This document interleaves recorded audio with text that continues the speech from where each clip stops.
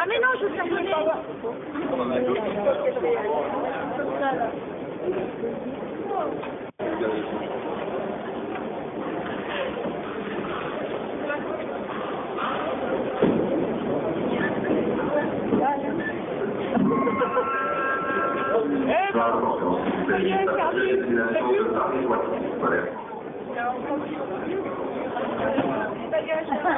Dernier.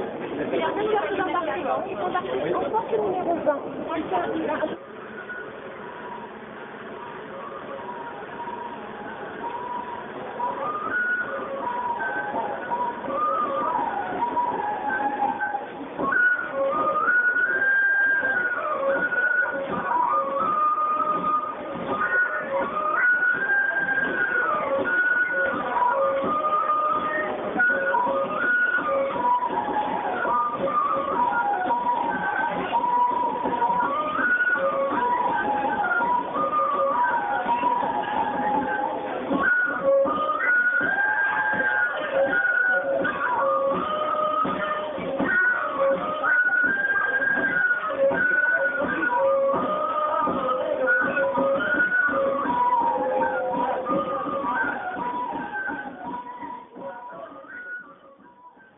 Comme beaucoup de gens, j'ai envie de vivre intensément, que ce soit dans ma tête ou avec les quelques moyens physiques qui me restent. Je suis triste quand je regarde ceux qui ne font rien de leur existence, par manque d'intérêt, ou bien d'idées, ou d'apathie tout simplement. La vie d'une personne handicapée est difficile, c'est certain, mais elle peut être aussi très enrichissante. Moi, j'ai toujours voulu aller au bout de mes rêves. Chaque fois que j'ai regardé une montagne, j'ai souhaité aller voir ce qu'il y avait derrière. Et c'est pour faire de cela une réalité que Joël a inventé sa drôle de Joëlette. Elle ressemble à un siège sur une roue. Mais surtout, elle permet à ceux et celles qui marchent difficilement, ou plus du tout, de se faire brinque-baller sur les sentiers. À eux la joie des brûlures du soleil, ou du froid, des moustiques et des campements sommaires. À eux aussi les petites fleurs au bout du chemin, le soleil couchant, les matins radieux et les balades en toute amitié. Donc l'association existe depuis décembre 88. Elle a été créée donc à l'initiative de Joël avec un petit groupe de disons d'amis, de montagnards autour de lui.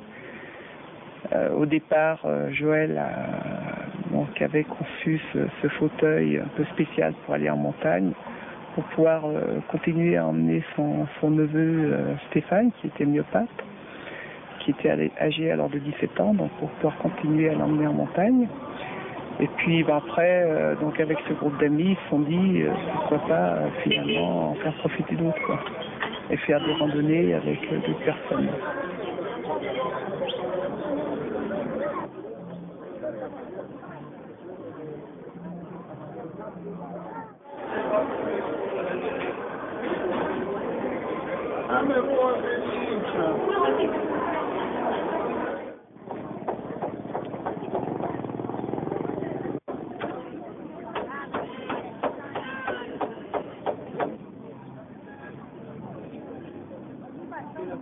Eric, Martine et les deux Béatrice ont voulu marcher sur les pas de Stéphane. Pourtant, ces jeunes-là n'ont rien des super athlètes de handisport. Certes non. Tout ou presque les différencie. Leur âge, leur milieu social, leur centre d'intérêt, mais tous ont en commun le même rêve, s'évader.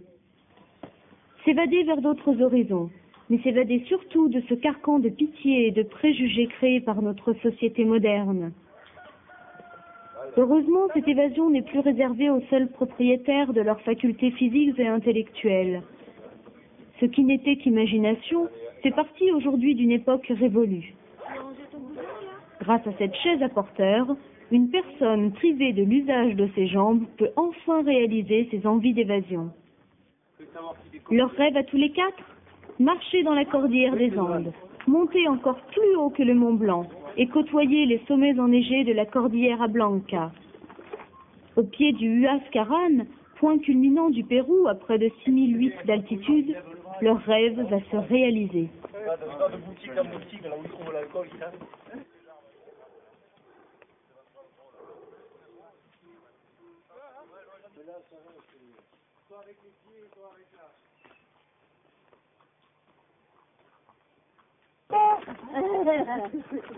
Normalement, pour les femmes, il y a une restriction du sport, tellement. Tu dois pas descendre de bas.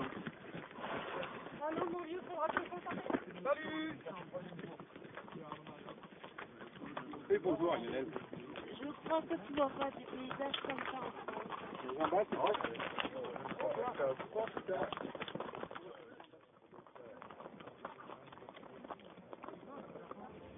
Jusqu'à aujourd'hui, personne n'avait pensé ou jugé utile d'ouvrir les chemins de montagne à ceux qui ont une mobilité réduite.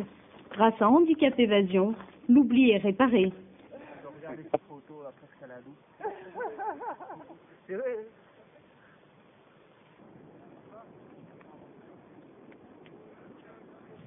L'association au départ, comme elle s'est créée autour de Joël Claudel, bon, elle a débuté dans les Hautes-Alpes.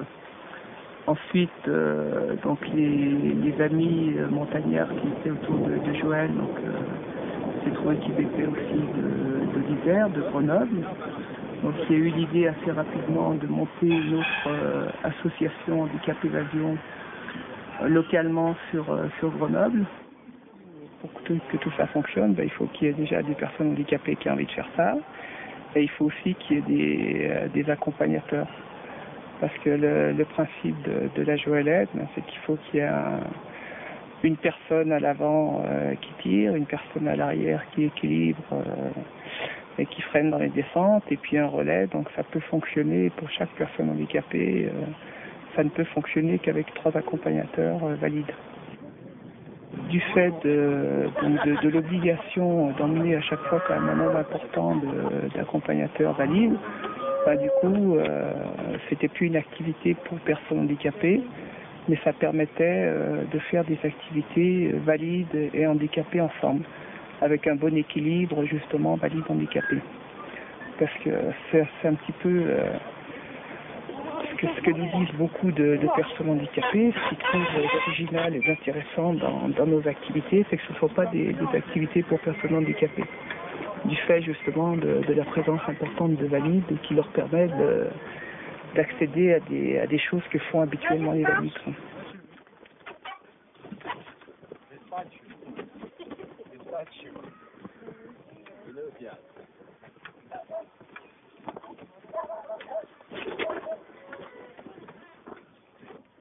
Une telle expédition ne s'improvise pas.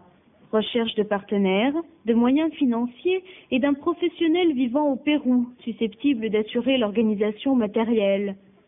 Puis trouver les 8 accompagnateurs, prêts à partager ce rêve avec les 4 passagers décidés à le vivre et à oser. Tout cela représente des mois de travail pour l'association. Les 8 accompagnateurs sont des habitués de la Joëlette et des sportifs entraînés aux randonnées en montagne. Simone et Maïté ont déjà fréquenté les sommets andins, dont le Huascarán. Quelques jours à Yungar, près de Huaraz, le Chamonix péruvien, a permis à chacun de se fabriquer des globules rouges et de s'acclimater à l'altitude. À Yungar, l'équipe se complète de 6 porteurs, de 2 muletiers et d'un cuisinier péruvien. Roland, accompagnateur français vivant sur place, guide l'expédition. Durant 3 semaines, 23 personnes de nationalités et de cultures différentes se côtoient et partagent tout. Éric, Martine et les 2 Béatrice acceptent de perdre leur mobilité pour mieux gagner leur liberté. Après avoir délaissé leur fauteuil, commence pour les passagers de Joëlette et les candidats au voyage une relation de tous les instants. Sur plus de 200 km, à une altitude moyenne de 4000 mètres, la caravane part sur les traces des postiers incas. Les villages se font rares. Il faut encore patienter 2 jours au camp d'acclimatation sur le plateau de Rocopampa. C'est l'occasion de nouer les premiers contacts avec les paysans andins.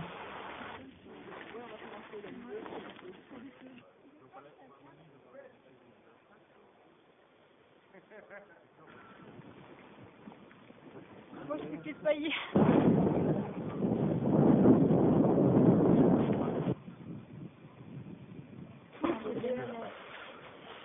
Allez. Alors, tu veux quoi Par là. C'est quoi? Toi, tu peux sûrement pas de machine.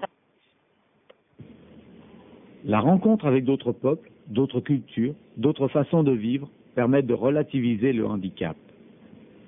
Le regard des autres devient alors différent. C'est un regard amical, intéressé, mais jamais indifférent. Moi, je pars du principe que on me voit comme handicapé, c'est vrai, on te voit comme handicapé au départ. Et handicapé physique et mental, des fois, les gens, ils font pas tellement la différence. Alors c'est vrai que il faut que tu te battes, il faut que tu te battes pour montrer ce que tu es, pour montrer que finalement tu n'es pas si taré que ça. Le regard des autres, tu en as de la pitié, tu as de, je sais pas moi, ou alors tu as un regard qui fait particulièrement mal, c'est celui qui dit mieux elle que moi. Et ça tu sais, c'est pas si rare que ça. Les gens sont étonnamment gentils. C'est-à-dire? Eh ben, quand tu demandes, on te dit oui en principe. Tu trouves toujours une bonne âme pour t'aider. Et puis, les gens ne te proposent pas parce qu'ils ont peur de la réaction. Ça, ils ont raison. Donc, c'est à moi de demander. Et quand je demande, en principe, les gens, ils te répondent favorablement et avec une gentillesse. Ça me frappe, ça. Qu'on dit qu'on est dans un monde de cons, mais c'est pas tout à fait exact. La grande expédition débute à Chavin-de-Huántar, site archéologique situé en pleine cordillère blanche. Il faut abandonner les fauteuils qui ne peuvent passer dans les galeries étroites. C'est à dos d'homme que les passagers découvrent le dieu de Chavin, monolithe de pierre, dont la tête est en forme de lance. Normalement, les dieux sont toujours dans des... Les Péruviens se révèlent être de redoutables marcheurs. Leurs pieds chaussés de sandales en pneus recyclés se posent avec agilité malgré le terrain difficile. La caravane doit être particulièrement soudée pour franchir les deux cols en altitude, la Punta San Bartolomé et le col de Portacuelo.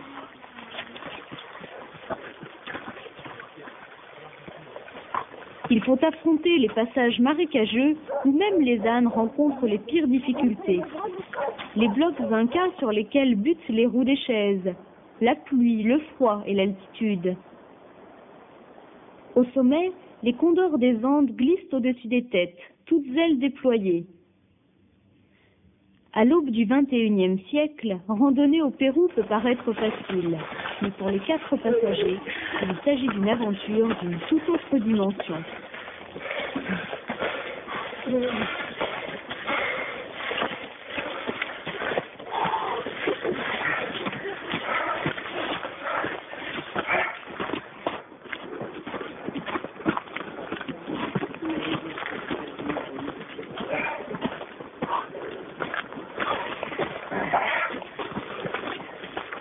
C'est tout d'abord une confrontation avec la vie, avec les autres, mais aussi une confrontation avec la nature, cette grande inconnue. Ressentir dans son corps toute la rudesse du climat, les brûlures du soleil, le vent glacial qui caresse les cimes enneigées, la pluie qui transperce les vêtements, les rudiments du couchage pour les corps fragilisés. Le handicap nous a mis à l'abri de ces moments rudes et exceptionnels. On peut en rêver longtemps, mais le vivre, c'est tellement fabuleux. Surtout, on s'aperçoit que ce n'est pas le handicap qui empêche de faire les mêmes choses que ceux qui marchent, mais tout ce qui gravite autour.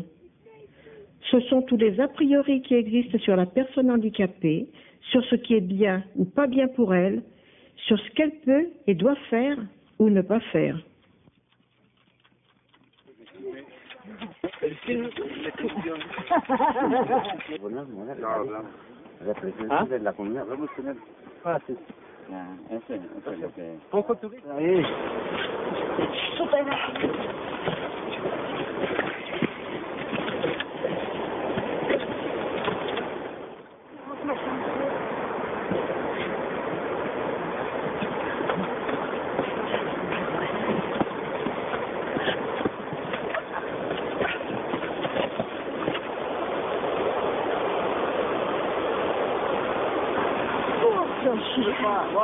Une survie à 3500. Non, on était 4000. Je sais pas. Fais-moi un beau sourire. C'est presque le boulot.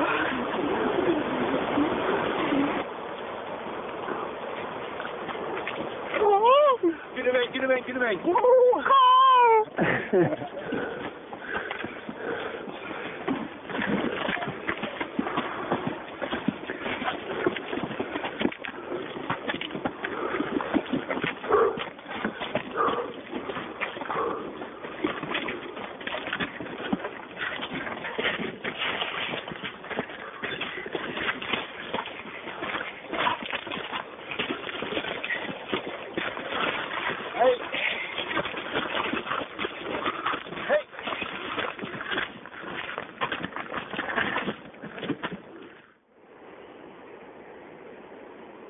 Les soirées sont l'occasion de se refaire une santé sous la tente ou autour d'un feu de bois. La vie des paysans est difficile. Champs retournés à la baramine, blocs de terre aussi durs que la pierre, brisés avec la pioche pendant des journées entières. Les canaux d'irrigation permettent de cultiver le maïs et la pomme de terre à plus de 3500 mètres d'altitude. Tout cela est rendu possible par une étonnante résistance physique, mais aussi par l'organisation communautaire héritée de la civilisation Inca. Quelques sourires, quelques mots échangés avec à la clé l'autorisation de photographier et de filmer. Les porteurs péruviens traduisent le quechua, la langue indienne couramment parlée. Les enfants se montrent plus abordables que leurs parents, mais aussi très curieux. Ils conduisent les troupeaux de moutons ou de chèvres. Les femmes trottinent en filant la laine. Les mantas multicolores nouées sur les épaules enveloppent les bébés attachés dans le dos, mais aussi les produits destinés à être vendus au marché. Les traversées de villages sont l'occasion de rencontres inattendues. Les habitants sortent sur le seuil de leur porte et s'arrêtent pour regarder cette étrange caravane. Les écoliers d'Huari abandonnent une manifestation contre l'Équateur et accompagnent le groupe tout l'après-midi. Le point culminant du trek se situe à Chacas, petit village au cœur de la cordillère. L'organisation non gouvernementale italienne Mato Grosso gère un certain nombre d'activités du plus haut intérêt pour les paysans andins. Hôpital, centre de formation, ateliers de tissage, d'ébénisterie, de ferronnerie, ferme modèle. Pendant 2 jours, les paysans des alentours sont venus fêter le père Hugo, fondateur de Mato Grosso. Le but humanitaire du voyage se concrétise par la remise de médicaments collectés en France et le don de 4 fauteuils roulants à l'hôpital de Chacas. Il n'y a pas de salut derrière.